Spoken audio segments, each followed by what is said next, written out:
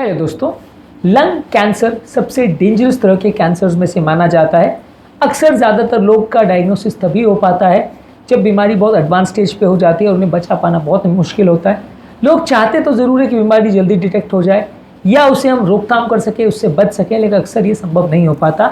आज के टॉपिक में हम कुछ यूज़फुल टिप्स आपको देंगे जो कि लंग कैंसर से खुद को बचाने में आपकी मदद करेगा।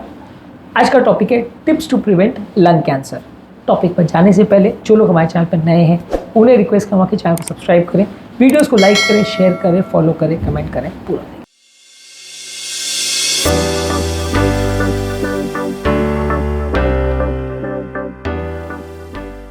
आज का टॉपिक कॉमन अवेयरनेस के हिसाब से हर व्यक्ति के लिए इंपॉर्टेंट है, क्योंकि हर व्यक्ति ही लंग कैंसर के लिए प्रोन होता है। किसको कब इस तरह की बीमारी हो जाए नहीं पता, इसलिए एटलीस्ट उसके बारे में बेसिक जाने और उसको अपनी लाइफ में कर सकें तो हम अपने आप को इस बीमारी से, जो कि बहुत ज़्यादा घातक है, अपने आप को बचा सकते हैं। सबसे पहले और सबसे इंपॉर्टेंट चीज़ जो कि लंग कैंसर के लिए हर व्यक्ति को फॉलो करना ज़रूरी है वो है स्मोकिंग ना करें।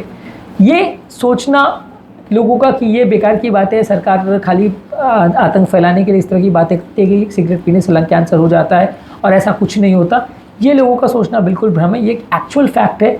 Majority of the lung cancer wards में आप जाके पूछिए पेशेंट्स को, 80-85% केसेस में आपको स्मोकिंग की हिस्ट्री मिलेगी और बहुत कम ही ऐसे केसेस होते हैं जिनको स्मोकिंग की हिस्ट्री नहीं होती। मैं ऐसा नहीं कहता कि हर व्यक्ति जिसको लंग कैंसर है उसकी स्मोकिंग की हिस्ट्री मिलेगी या हर व्यक्ति जो स्मोक करता है सबको लंग कैंसर होता है। ये सारी चीज़ें बहुत सारे फैक्टर्स से मॉडिफाई होती है, मॉड्यूलेट होती है, लेकिन हाँ, स्मोकिंग की हिस्ट्री इंपॉर्टेंट इसमें पार्ट ज़रूर प्ले करती है और जितने ज़्यादा स्मोकिंग की हिस्ट्री हो उतना ज़्यादा रिस्क हो जाता है।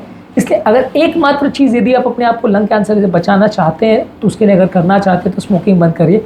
और इस मामले में हर तरह की सिगरेट, चाहे वो सिगरेट्स हो, पाइप्स हो, सिगार्स हो, या स्मोकलेस सिगरेट्स हो, हर चीज़ों में डिफरेंट रिस्क होता है कैंसर होने का, किसी में कम किसी में ज़्यादा। लेकिन हाँ, यदि आपको खुद को कैंसर से बचाना है तो ये सारे तरह की स्मोकिंग्स को आपको बंद करना पड़ेगा।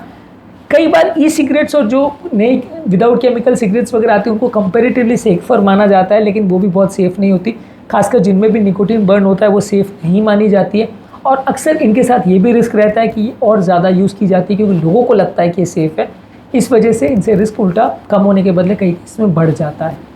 इसके अलावा आपको ये कोशिश करनी कि टोबैको से संबंधित कोई भी और प्रोडक्ट ना ले। खाने वाला तंबाकू या चबाने वाला तंबाकू या किसी फॉर्म में तंबाकू के गुल या जो भी लोग यूज़ करते हैं, टूथपेस्ट वगैरह में भी यूज़ करते हैं, ये सारी ही चीज़ों को अवॉइड करना चाहिए। हर तरह के जो टोबैकोज़ हैं ये आपको लंग कैंसर के लिए ज़्यादा ससेप्टेबल बनाते हैं। हालांकि खाने वाले तंबाकू से मुंह का कैंसर कंपैरेटिवली काफ़ी ज़्यादा होता है, लेकिन फिर भी आपको लंग कैंसर का भी सिग्निफिकेंट रिस्क हो सकता है, इसलिए इससे बचें तो ज़्यादा अच्छा है।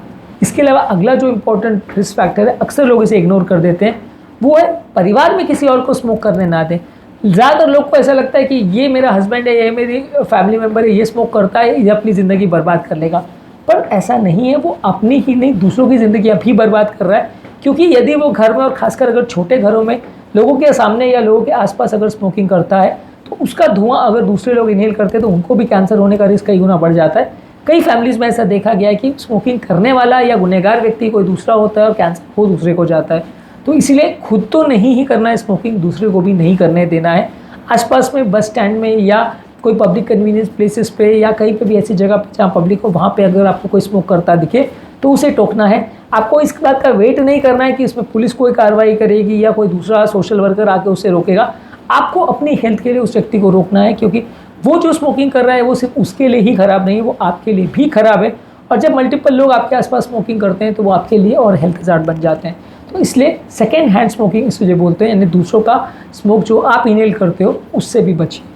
इसके अलावा कुछ नॉन कार्सिनोजन जैसे एस्बेस्टोस, आर्सेनिक, रेडॉन, ये सारी जो केमिकल इंडस्ट्री से आने वाले जो फ्यूम्स वगैरह हैं इनसे भी बचिए। ये सारी चीज़ें लंग कैंसर करवा सकती हैं।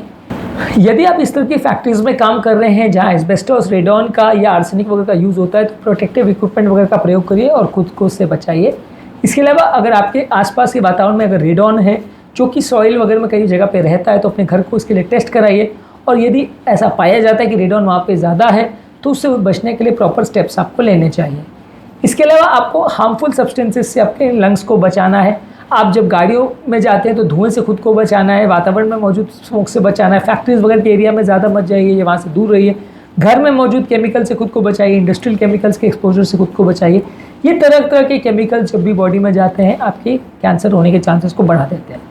अगला इंपॉर्टेंट चीज़ जो अक्सर इग्नोर हो जाता है, हेल्दी डाइट लीजिए। फ्रेश फ्रूट्स और वेजिटेबल्स में मौजूद एंटीऑक्सीडेंट्स काफ़ी हद तक कैंसर को कम करने में मदद करते हैं। ये एंटीऑक्सीडेंट बॉडी में मौजूद फ्री रेडिकल्स को कम करते हैं जो कि आपके सेल्स को डैमेज करते हैं, उससे कैंसर होने का चांस बढ़ जाता है। तो इनसे ज़्यादा मात्रा में इनको लेने से आपको फ़ायदा मिलेगा। इसके अलावा फैट फ्री प्रोटीन्स और होल ग्रेन्स को लीजिए, हेल्दी फैट्स को लीजिए, ये सारी ही चीज़ें आपकी मदद करेगी। एंटीऑक्सीडेंट से भरे हुए फ्रूट्स में बेरीज, सिट्रस फ्रूट्स, हरी साग सब्जी, ये सब ज़्यादा आती हैं, इनको आप ज़्यादा मात्रा में लें, इनसे आपको फ़ायदा मिलेगा। इसके अलावा ज़रूरी है खुद डेली एक्सरसाइज करना। जितना ज़्यादा, जितना रेगुलरली आप एक्सरसाइज करते हैं उतना आपकी बॉडी फिट रहती है, बॉडी में मौजूद हार्मफुल केमिकल्स चले जाते हैं, फिटनेस के प्रति आप फोकस भी रहते हैं, तो खुद को प्रोटेक्ट करने की भी आप ज़्यादा कोशिश करते हो। इसलिए रेगुलर बेस पे एक्सरसाइज करना ज़रूरी है। ये आपको मेंटल लेवल पर और फिजिकल लेवल पर दोनों तरह से फिट बनाता है। इसके अलावा ज़रूरी है हेल्दी बॉडी वेट मेंटेन करना।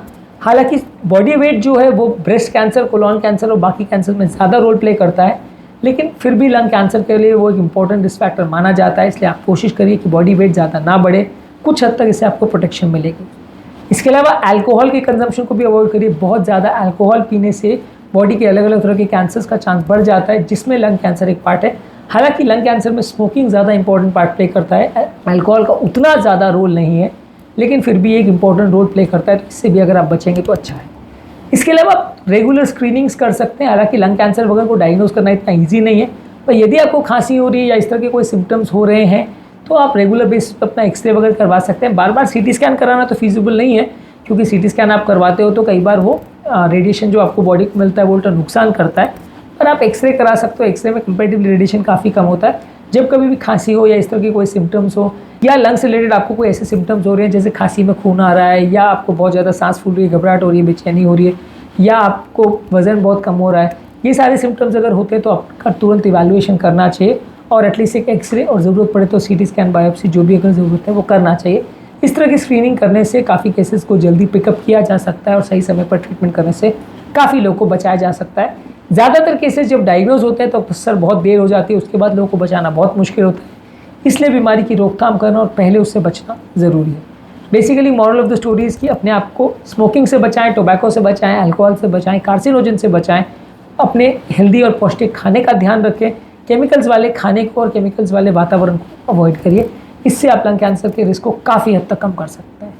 उम्मीद करूँगा कि आज के टॉपिक में कुछ नई बातें जानने को मिली होगी। जो लोग हमारे चैनल पर नए हैं उन्हें रिक्वेस्ट करूँगा कि चैनल को सब्सक्राइब करें, वीडियोज़ को लाइक करें, शेयर करें, फॉलो करें, कमेंट करें पूरा।